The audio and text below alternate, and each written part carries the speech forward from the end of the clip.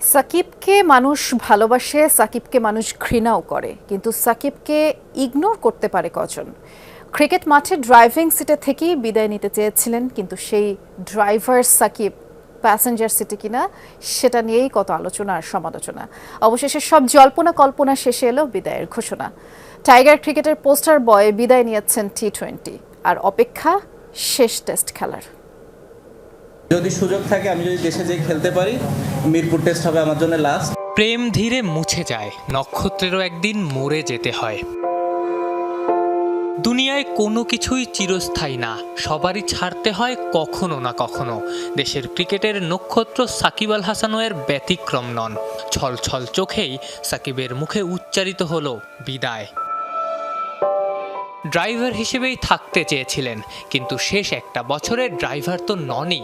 এক সময়ের বিশ্বসেরা অলরাউন্ডারকে profitable passenger বলতেও আপত্তি থাকা লোকের অভাব নাই। অবসরের ঘোষণা দিয়ে সাকিব তাদের খুশিই করলেন নাকি দুঃখী?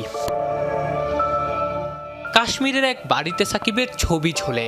ওয়েস্ট ইন্ডিজের ডমিনিকায় ভালোবেসে এক ভক্ত তো ছেলের নামই সাকিব রেখেছেন। বিদেশি অনেকের কাছেই বাংলাদেশের অ্যাম্বাসেডর সাকিব আল হাসান। ভিনদেশের রাস্তায় হাঁটতে হাঁটতে হরহামেশাই প্রশ্নও আসে, ও তুমি সাকিবের দেশের মানুষ? দেশের কেউ যখনই চূড়ায় ওঠে বা উঠতে চায়, বিশেষ করে ক্রিকেটে, দেখা যায় আগে থেকেই সাকিব সেখানে উঠে বসেছেন।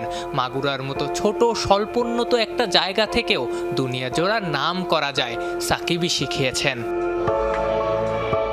সাকিবকে মানুষ ভালোবাসে, সাকিবকে মানুষ ঘৃণাও করে, কিন্তু সাকিবকে কি ইগনোর করতে পারে কেউ?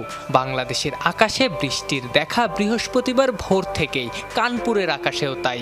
কে জানে আকাশের ওই কান্না সাকিবের জন্যই, দেশের ক্রিকেটের পোস্টার বয়ের বিদায়ের জন্যই। আফনান পিয়াল, যমুনা স্পোর্টস, ঢাকা।